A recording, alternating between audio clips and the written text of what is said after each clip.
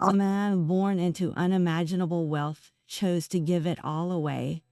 Picture the glittering ballrooms of the Gilded Age, a whirl of silk and diamonds. Then shift your gaze to a quiet artist's studio, where the only sound is the scratch of a charcoal pencil. This is the true story of Godfrey Rockefeller, the heir who rejected one of America's greatest fortunes. By the end, you will understand the immense courage it takes to walk away from a gilded cage and define your own life. We will uncover why he turned his back on a legacy of power and what his quiet rebellion reveals about the true cost of wealth.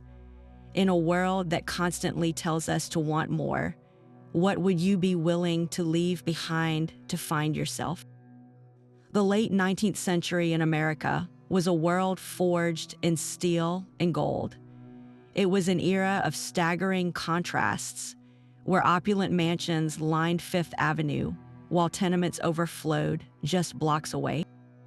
This was the Gilded Age, a term that perfectly captures the thin layer of glittering wealth covering a core of raw industrial ambition. Names like Vanderbilt and Astor became synonymous with this new aristocracy, their palatial homes and lavish balls setting the standard for a society obsessed with status.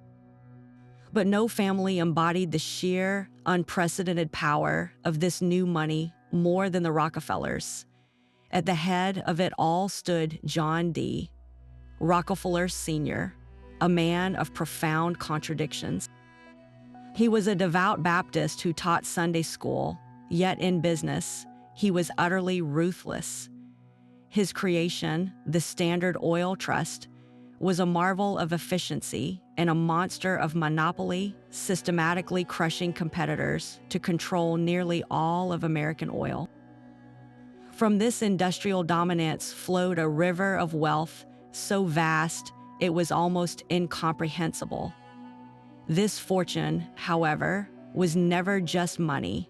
For John D.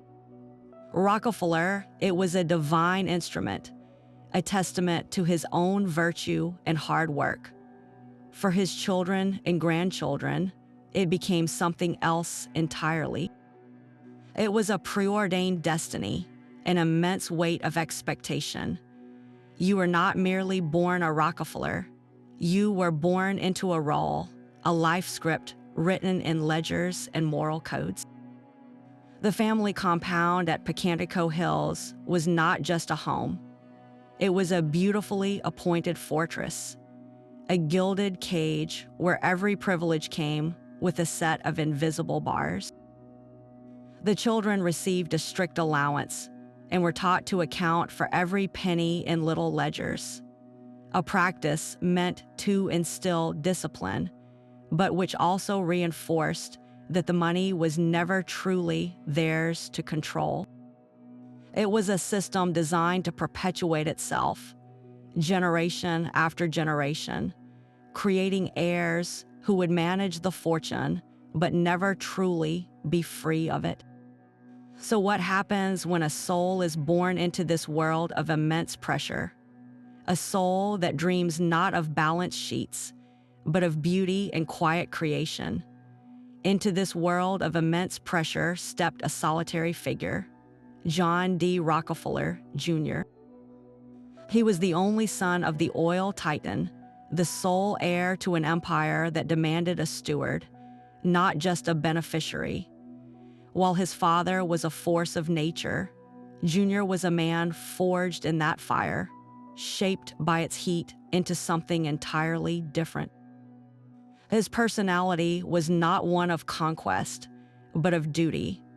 Reserved and deeply conscientious, he carried the weight of the family name not as a crown, but as a sacred cross. He inherited his father's moral rigor, but channeled it inward, into a life of almost unbearable responsibility. He was tasked with a mission to prove that the Rockefeller fortune could be a force for good, to scrub clean the reputation built on the cutthroat tactics of Standard Oil. This meant every decision, every investment, every public appearance was scrutinized. He lived under a microscope, his life a constant performance of virtue and responsibility. This was the emotional environment, the very air that his own children would breathe. The expectations placed upon the founder were colossal, but the expectations placed upon his son, the bridge to the next generation, were arguably even greater. He had to be perfect, and it was within this pressure cooker of duty and moral scrutiny that his own son, our main subject, would be raised, watching a father who had fully embraced the burden he was born to carry. What kind of life would that create for the next in line? From this crucible of duty emerged 5 sons, each destined to carry the Rockefeller legacy into the 20th century.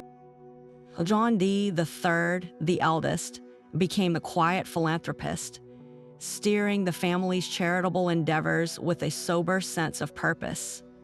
Then came Nelson, the charismatic and ambitious politician who would become governor of New York and vice president, wielding the family name as a tool for public power. Lawrence, the visionary, turned his attention to venture capital and conservation, funding the growth of modern aviation and protecting vast wilderness areas. Winthrop struggled publicly with his place, but still served as governor of Arkansas, while the youngest, David, became a towering figure in international finance as chairman of the Chase Manhattan Bank. Together, they formed a formidable network, expanding the family's influence from Wall Street to Washington, from boardrooms to national parks. This was the expected path, the blueprint for a Rockefeller heir. Their lives were a masterclass in leveraging inherited wealth into tangible, world-changing power. They did not reject their birthright, they amplified it. And this very public success story makes the choice of their brother, Godfrey, so profoundly different. While his siblings were building empires, he was preparing to walk away from his. Godfrey Stillman Rockefeller was born in 1909, the 4th son in that famous dynasty. While his older brothers seemed to step naturally into their destined roles, Godfrey was different from the start. He possessed a quiet, introspective nature that set him apart in a family of titans. In a household where dinner table conversation likely centered on finance, politics, and global strategy, Godfrey's interests drifted elsewhere. He was drawn to the quiet solitude of an artist's studio, not the roaring floor of the stock exchange. The sharp, competitive instincts that drove his brothers Nelson and Lawrence seemed almost foreign to him. Where they saw a world to be conquered and shaped, he saw a world to be observed and interpreted. This was not a simple case of shyness. It was a fundamentally different way of engaging with life. While his siblings were being groomed to manage empires, Godfrey was discovering the subtle power of a charcoal line on paper, the way light could be captured with a brushstroke. How does a family dedicated to legacy handle a son whose soul dreams in a different language entirely? His very temperament was a quiet question mark placed beside the family's grand, pre-written narrative. The Rockefeller home at 10 West 54th Street was a palace of marble and fine art, a monument to American success. Yet for young Godfrey, its grand halls and formal gardens were simply the world he knew. Within those walls, life was a paradox of immense privilege and suffocating control. The children received a weekly allowance of just a few dimes, each one meticulously recorded in a personal ledger book. a lesson in thrift from a father who controlled millions. They wore hand-me-down clothes and were expected to perform chores. This was a world where every advantage was given, but every action was scrutinized, a constant performance of morality for a family living in the public eye. While his brothers learned the language of power and finance, Godfrey sought a different vocabulary. He would escape the formality of the city for the sprawling, wilder landscapes of the family estates at Pocantico Hills. There, he found more solace in the quiet of the woods than in any boardroom, his interest captured by the shape of a tree or the play of light on a pond, not the figures in a ledger. His education followed the prescribed path for young science, attending elite schools like Browning and Lincoln. But he moved through these institutions like a ghost, physically present yet intellectually and socially disengaged. The conventional goals of preparing for a life in business or law held no allure for him. The classrooms meant to forge future captains of industry were instead places of quiet endurance. While other boys dreamed of their own empires, Godfrey was already dreaming of a simple easel and the freedom to create something that was entirely, unapologetically, his own. This calling for art demanded a formal education, a structure the Rockefellers understood well. Godfrey enrolled at the Art Students League of New York, a place that was the antithesis of his family's world. Unlike the rigid, classical training of other academies, the League was a hotbed of creative freedom, attracting independent spirits and modernist pioneers. Here, Godfrey was not a Rockefeller heir. He was simply another student grappling with the fundamentals of line, form, and color. He immersed himself in the gritty, vibrant energy of the city's artistic scene, a world away from the hushed tones of banking halls and the manicured lawns of Westchester. His chosen medium was printmaking, specifically the meticulous and demanding art of the woodcut. This was a telling choice. A woodcut requires patience and physical labor, carving an image in reverse into a block of wood, a process where a single slip of the tool can ruin hours of work. It was a world of tangible, quiet effort, a stark contrast to the abstract, colossal transactions that built his family's fortune. He was not sketching fleeting impressions. He was carving his vision, quite literally, into a resistant surface, pulling each print by hand. His subject matter often turned to the natural world, serene landscapes, and architectural studies, a peaceful rejection of the industrial machine his grandfather had perfected. This was not a dilettante pastime. It was the foundation of a new identity, one he was building with his own hands, piece by painstaking piece. There was no single, explosive confrontation, no dramatic slamming of doors. For Godfrey, the decision was a quiet culmination, a truth he had been carving into his own life for years, much like the lines on his woodblocks. The moment of rejection was not an event, but a choice made every day. It was in the silent studio, surrounded by the scent of ink and wood shavings, that he found his real inheritance. The breaking point came with a simple, profound ultimatum presented by his father. He could continue on the path laid out for him, a path of trusteeships, corporate boards, and the management of his share of the colossal trust fund. Or he could choose his art. He could not have both. In a family where every action was a public statement, his desire for a private life was itself an act of rebellion. And so he chose.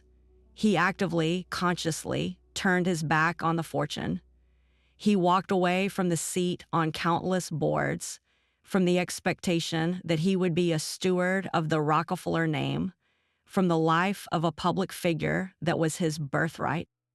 In a dynasty built on the relentless accumulation of capital, his choice to pursue a life of modest creative output was the ultimate scandal.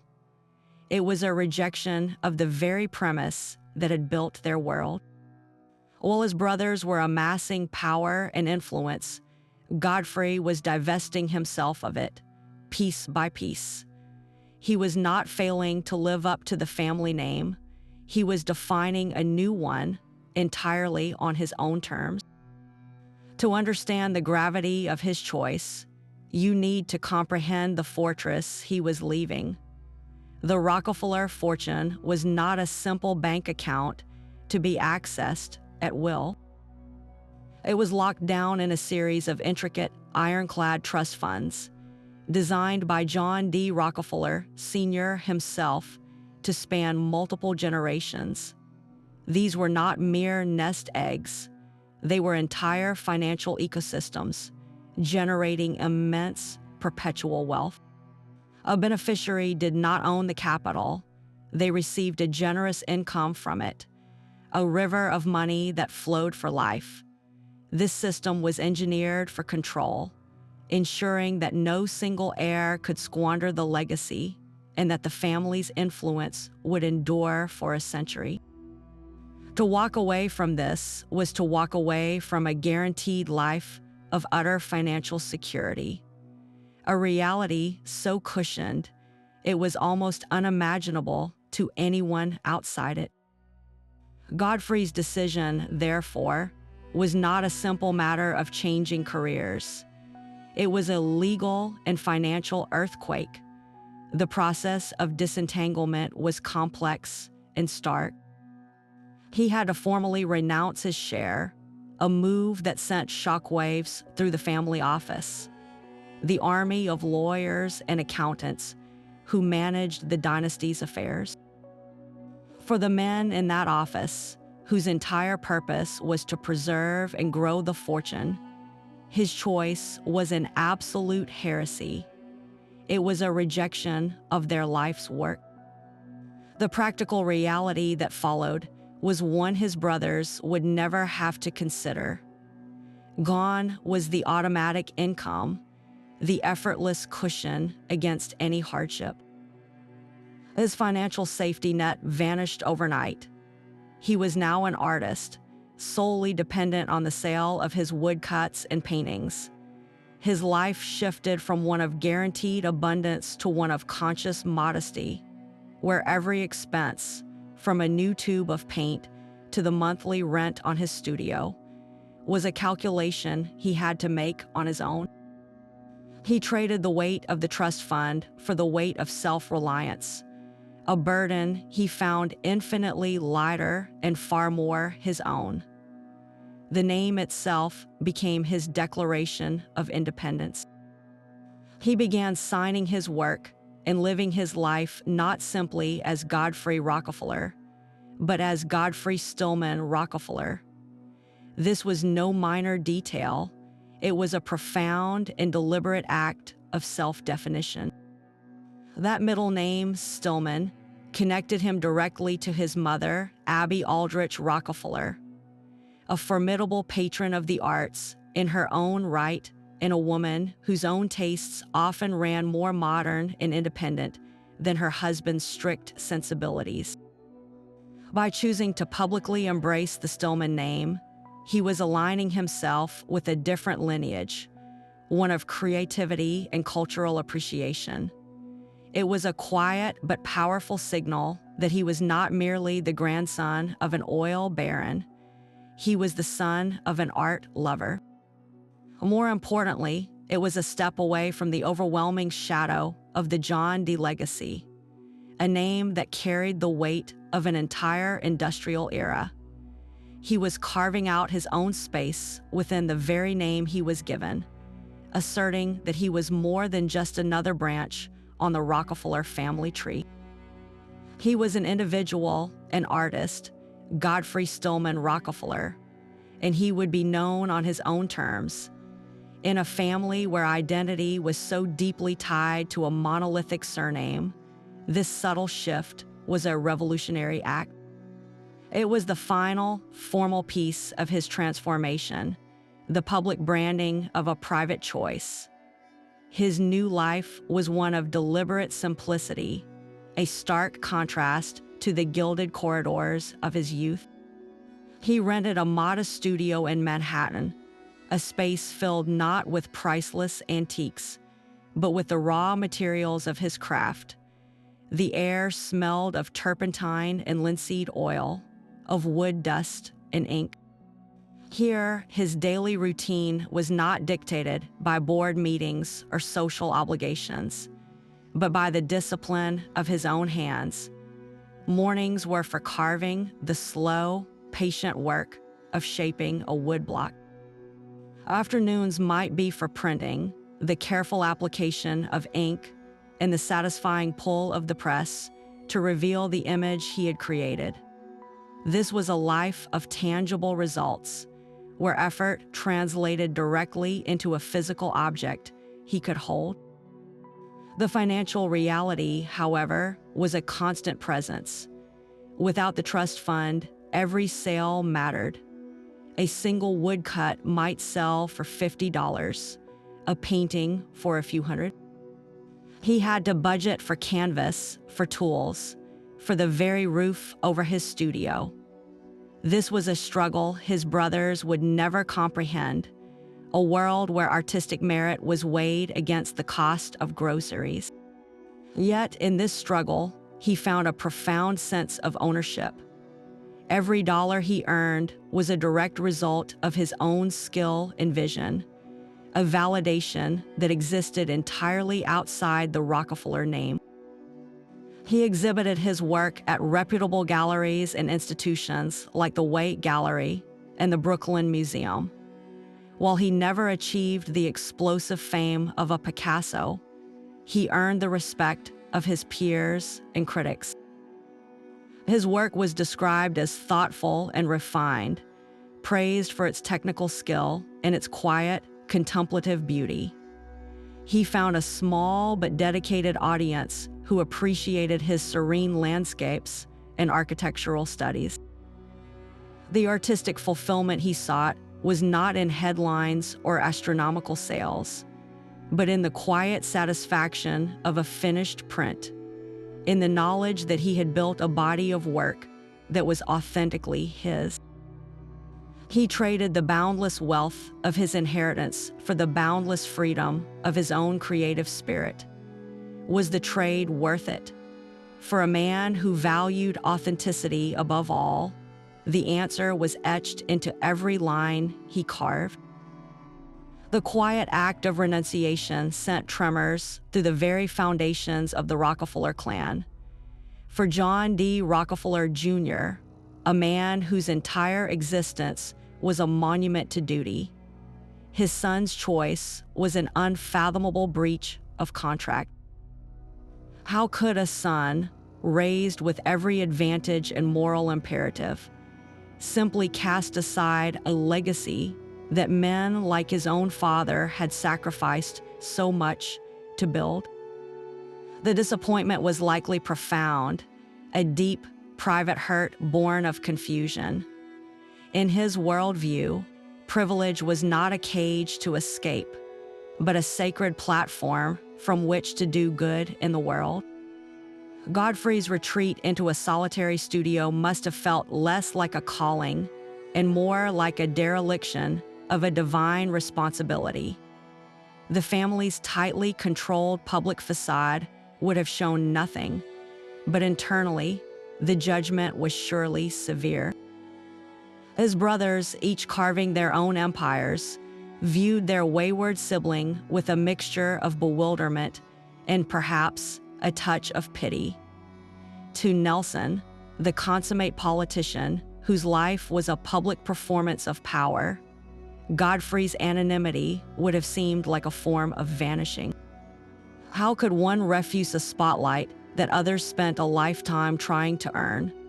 For David, the master of international finance, the act of giving up a guaranteed fortune was an economic absurdity, a failure to comprehend the basic mechanics of the world they inhabited.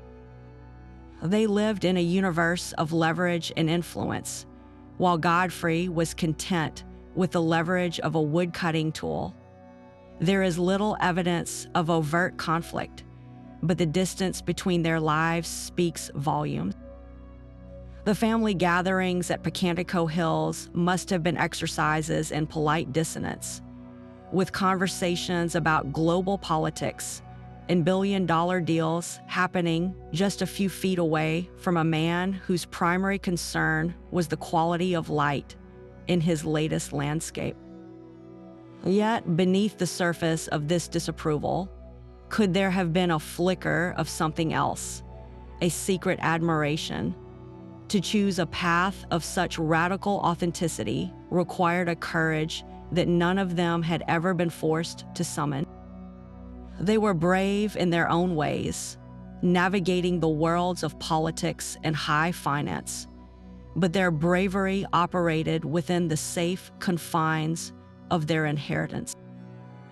Godfrey's courage was of a different, more fundamental kind. He was building his life from the ground up, with no safety net. In their most private moments, his powerful brothers might have wondered about the weight of their own gilded chains and looked upon Godfrey's quiet studio with a pang of unacknowledged envy for the simple freedom he had claimed. As the years softened the initial shock, a slow and careful acceptance began to take root. The family, for all its rigidity, was not without its capacity for adaptation. The proof was in Godfrey's unwavering commitment. This was no youthful phase or temporary rebellion. It was the steady, dignified work of a lifetime. He had not crashed and burned.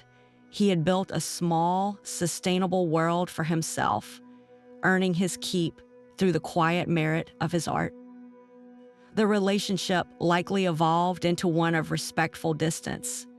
He was not ostracized, but he existed on the periphery of the dynasty's core operations, a living reminder that the Rockefeller script was not the only one that could be written. His very presence became a quiet testament to a different kind of success, one measured not in political offices or bank balances, but in the peace of a self-determined life. This personal rebellion found its perfect complement in a profound partnership. At a time when marriages among the elite were often strategic alliances meant to consolidate wealth and power, Godfrey made a choice of the heart.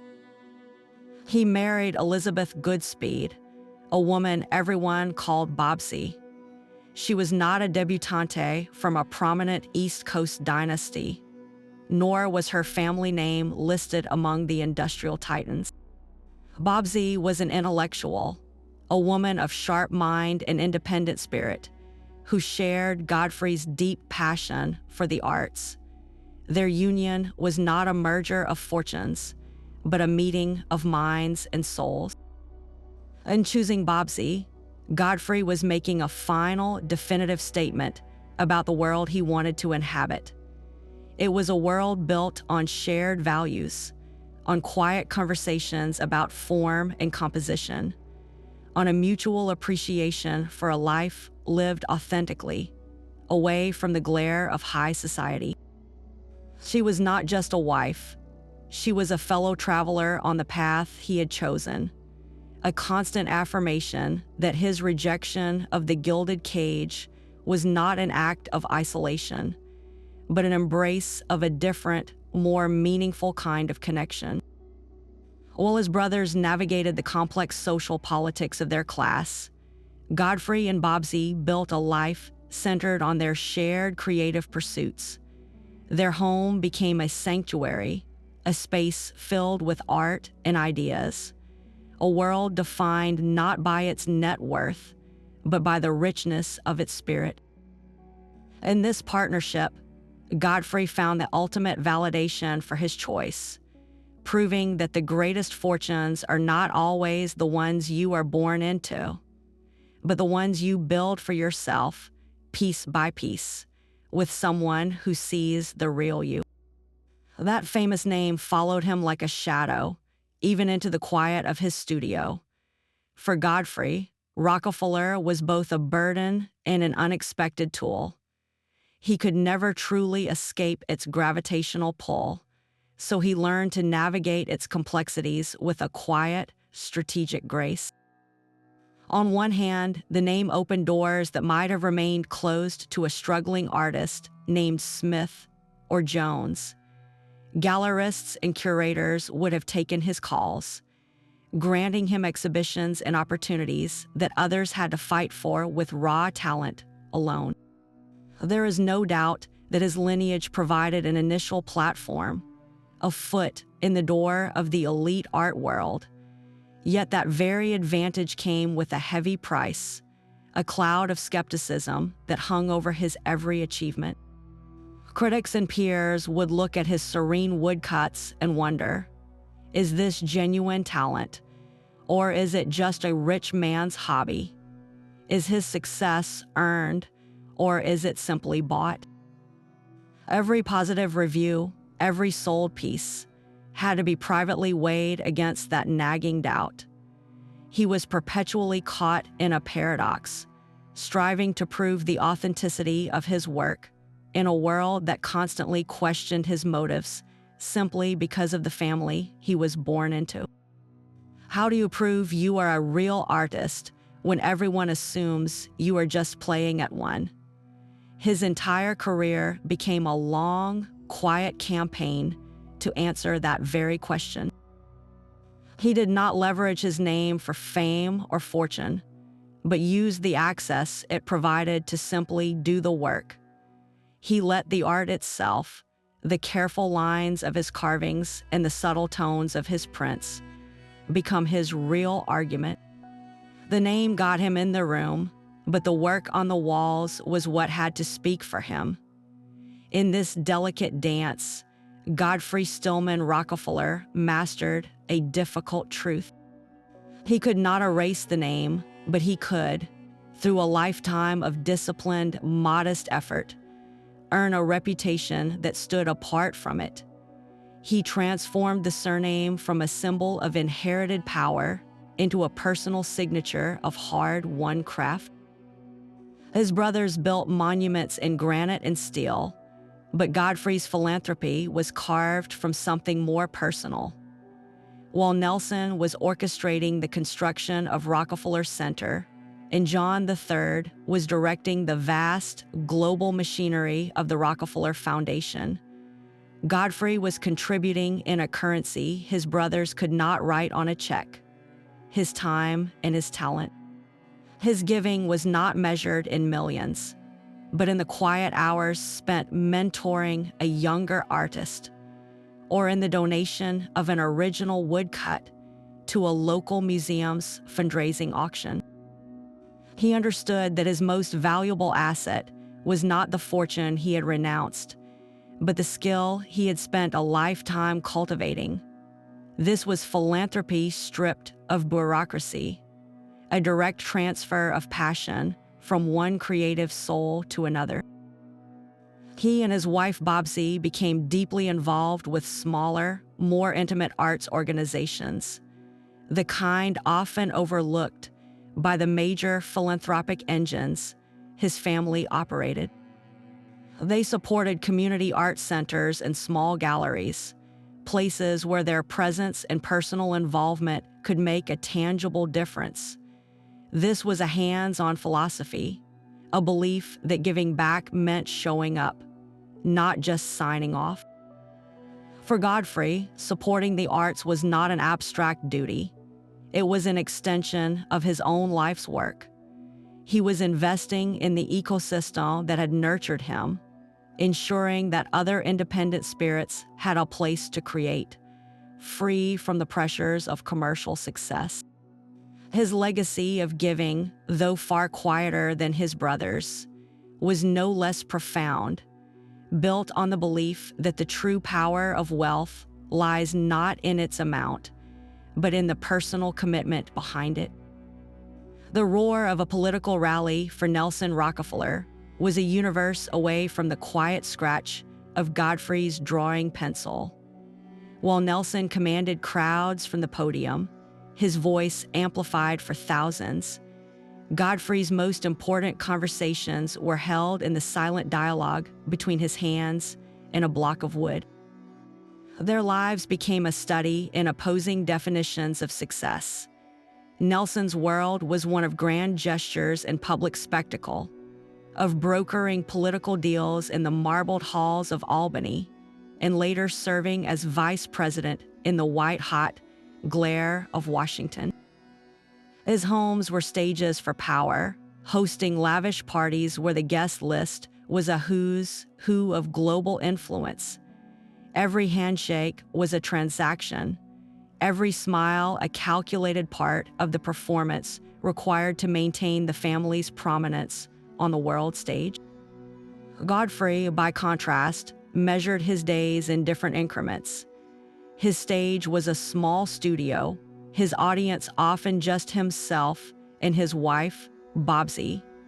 A successful day was not measured in legislative wins or favorable headlines, but in the clean pull of a perfect print from his press or the resolution of a compositional problem in a painting.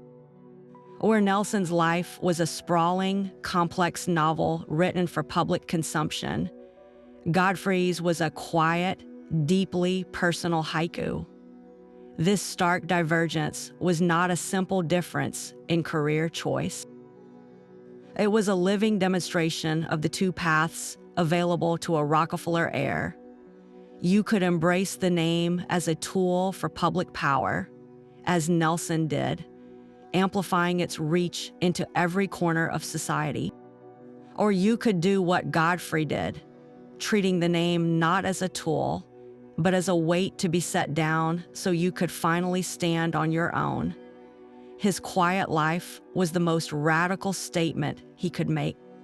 In a family that had perfected the art of public spectacle, his choice of obscurity was itself a profound and powerful act. He rejected the very notion that a life needed an audience to be meaningful. While his brother shaped the nation, Godfrey was content to shape his own soul, proving that the most significant empire any of us can build is the private kingdom of a life lived authentically. His choice was not just a career change, but a profound psychological necessity. To understand the why is to look past the simple facts of his life and into the silent architecture of his mind. The immense pressure of being a Rockefeller was not merely an external force. It was an internal cage. From his earliest days, his identity was not his own to build. It was a prefabricated structure waiting for him to simply move in. Every action, from how he spent his allowance to the schools he attended, was part of a grand performance of virtue and responsibility. For a soul as introspective as Godfrey's, this constant scrutiny must have felt like a form of spiritual suffocation. His rejection of wealth was, first and foremost, a desperate gasp for air, a fundamental need to exist as a person, not a symbol. Historical accounts of the family dynamic paint a picture of a home where emotional expression was often secondary to public duty. His quiet retreat into art was not an escape from hard work, but an escape into a world where his efforts had a tangible, personal result he could hold in his hands, a world free from the abstract and crushing weight of dynastic expectation. Beyond the pressure, there may have been a deeper, more philosophical aversion at play. The Rockefeller fortune was built on the ruthless, monopolistic practices of Standard Oil, a legacy that his own father spent a lifetime trying to morally rehabilitate through philanthropy. For a sensitive artist drawn to the quiet beauty of nature and architecture, this inheritance might have felt spiritually tainted. Could he truly find peace and creative purity while living off wealth accumulated through such cutthroat means? While there is no record of him denouncing his grandfather's business tactics, his life's work stands as a silent repudiation. He did not choose to manage the fortune and direct it toward good, as his father did. He chose to disengage from the machine entirely. His woodcuts of serene, untouched landscapes can be read as a quiet commentary, a yearning for a world unspoiled by the relentless industrial engine that funded his childhood. He was not just walking away from money, he was walking away from a system of values that felt alien to his own. Ultimately, his motivation circles back to a single, powerful human craving: authenticity.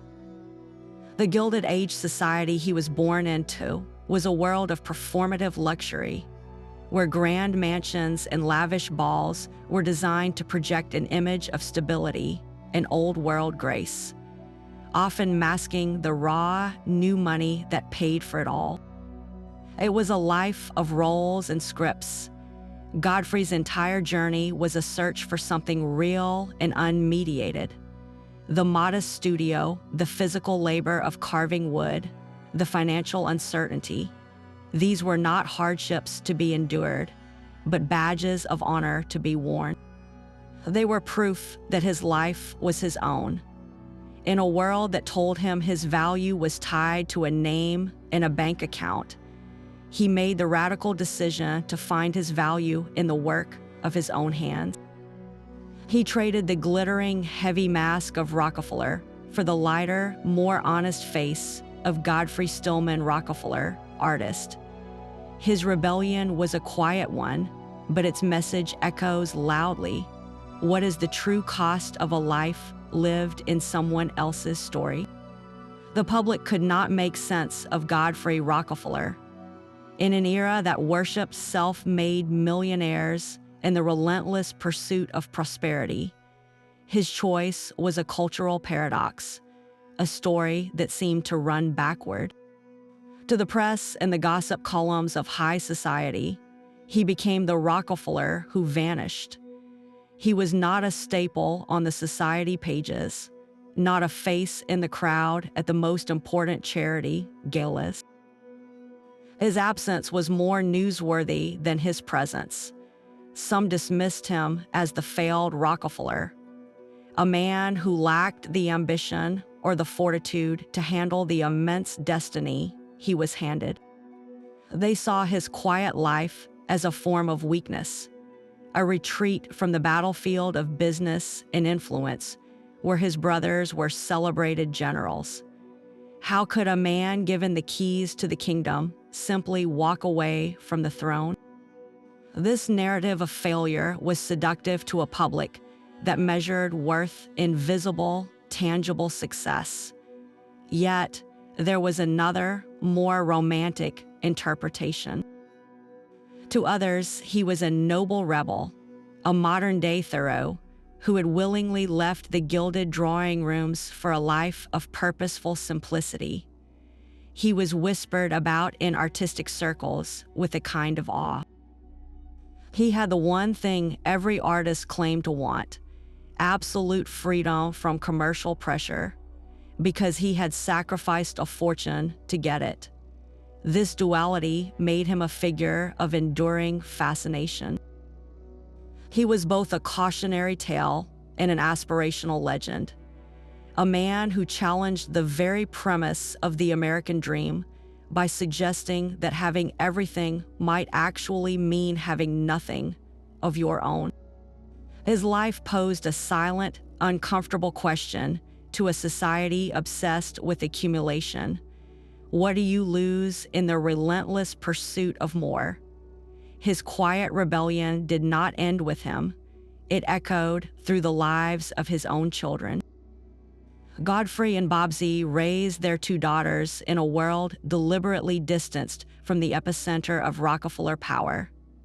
Their home was not a sprawling estate, but a comfortable, art-filled space where creativity was the family currency.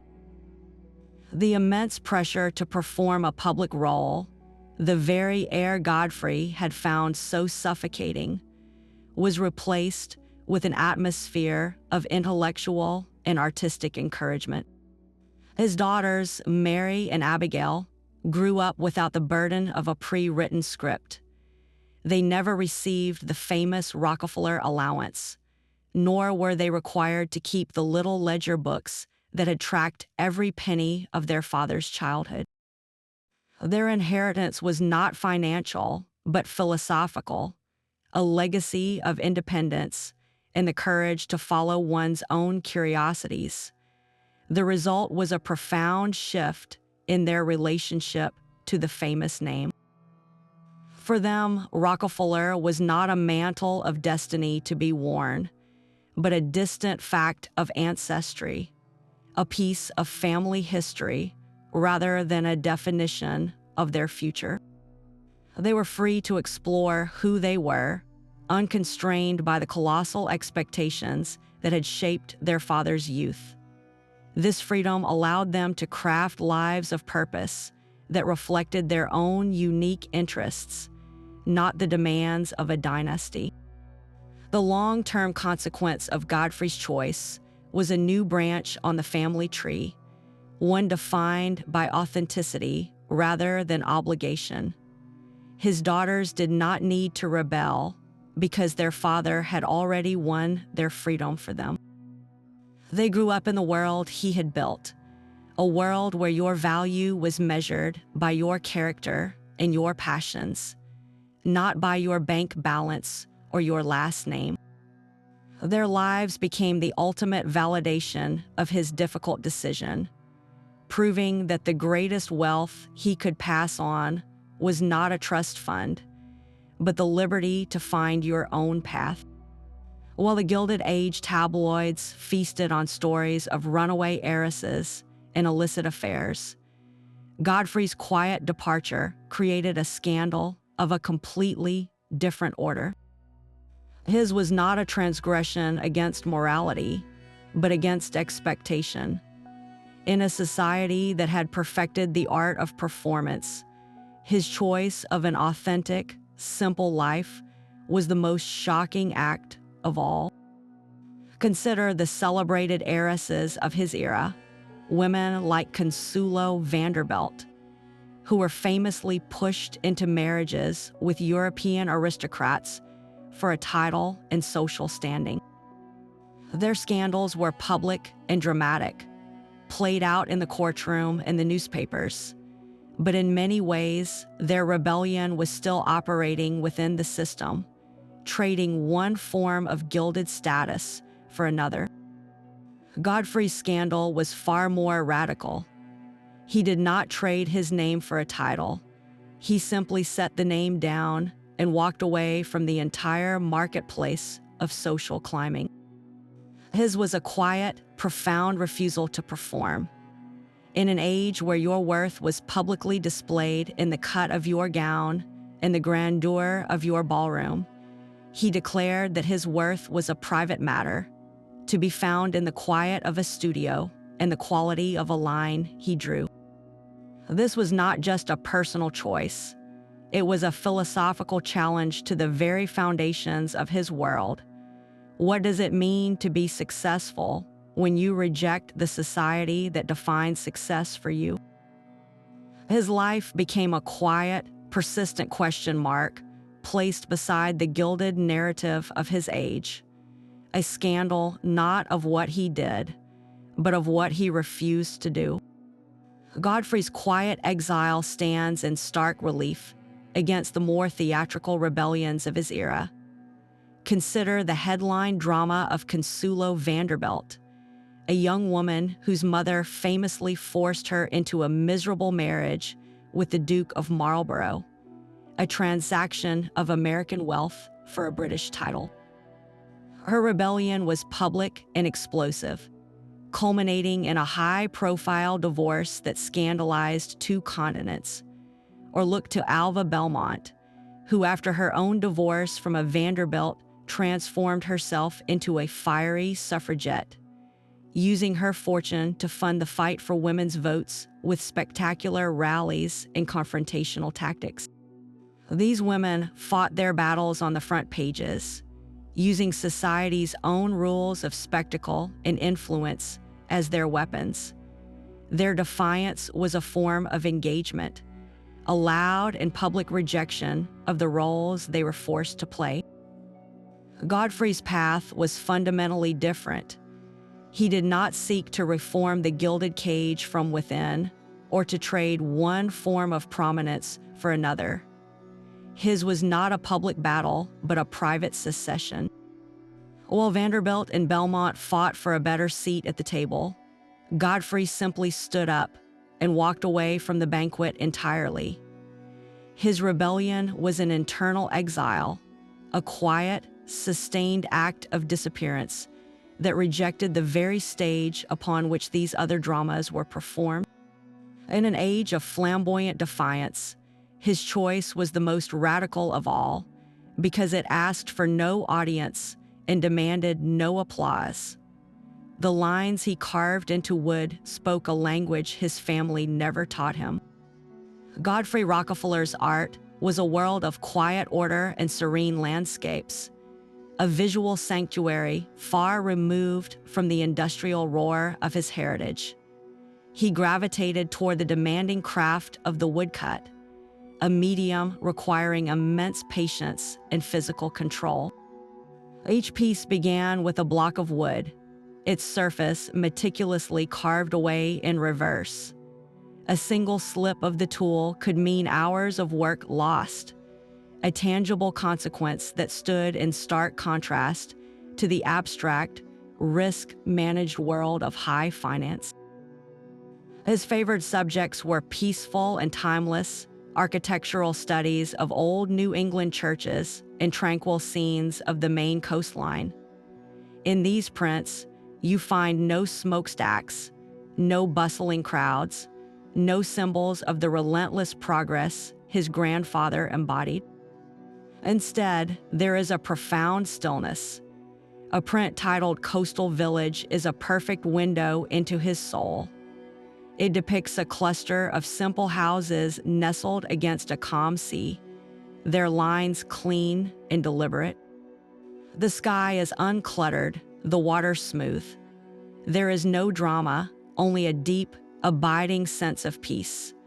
This was not merely an escape from his family's world. It was a quiet but powerful rebuttal. While the Rockefellers were shaping the modern American landscape with steel and concrete, Godfrey was using his tools to preserve a vision of a simpler, more harmonious existence. His art was a declaration that true value could be found not in dominating the environment, but in observing its quiet beauty.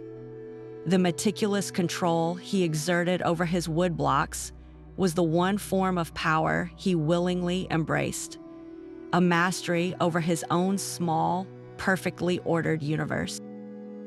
The final decades of Godfrey Rockefeller's life unfolded with the same quiet consistency he had always valued. He never returned to the world of finance or sought to reclaim the fortune he had walked away from. Instead, he continued his work in the studio, his hands still carving and painting, his vision as clear as ever. The question of regret is a natural one, and those who knew him best, including his wife Bobsy and his daughters, reported that it was a subject he rarely, if ever, broached. His life was not one of looking back, but of steady forward motion in the world he had built. The peace he had carved out for himself was not a dramatic, fleeting state, but a deep and abiding contentment, the kind that comes from a lifetime of alignment between one's inner values and outer actions. He had traded the roar of a dynasty for the quiet hum of a creative life, and he seemed to have found exactly what he was searching for: a self-authored existence. He passed away in 1994 at the age of 85. His death was quiet, much like his life, and it prompted a wave of reflection from the two worlds he had bridged. In the art community, he was remembered not as a curiosity or a wealthy dilettante, but as a serious and dedicated printmaker. Obituaries and art journals spoke of his technical mastery and his contribution to American woodcut art, noting the refined, contemplative quality of his work. The name Rockefeller was mentioned, of course, but it was no longer the lead. The focus was on the art itself, the very outcome he had worked so hard to achieve. Within his own family, the remembrance was more complex, yet ultimately respectful. The initial shock and disappointment had long since mellowed into a quiet, if still somewhat bewildered, acceptance. He was remembered as the brother who had chosen differently, the uncle who lived a life they could observe but never truly inhabit. His daughters, raised in that atmosphere of creative freedom, carried forward his legacy of independence, a living testament to the validity of his choice. His personal journey finds its closure not in a grand summation, but in the simple, powerful evidence of his own sustained happiness. He did not die a man tormented by what might have been, but as an artist who had spent over 6 decades doing precisely what he loved, answerable to no one but himself and his own creative spirit.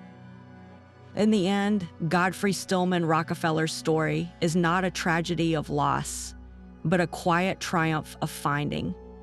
He found his own name, his own voice, and his own measure of a life well lived. He proved that the most profound legacy is not always written in a will, but in the quiet, courageous decision to write your own. Godfrey's quiet struggle resonates deeply in our own time, a century after he first picked up a woodcutting tool. Today, the conversation around inherited wealth has shifted from pure envy to a more nuanced understanding of its psychological toll.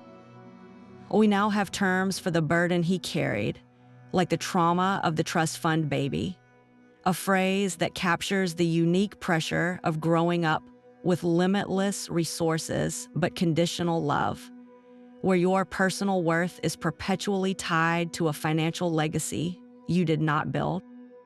Modern psychology recognizes that immense privilege can create a profound identity crisis, a feeling of being pre-packaged and unable to discover who you are outside of the family fortune.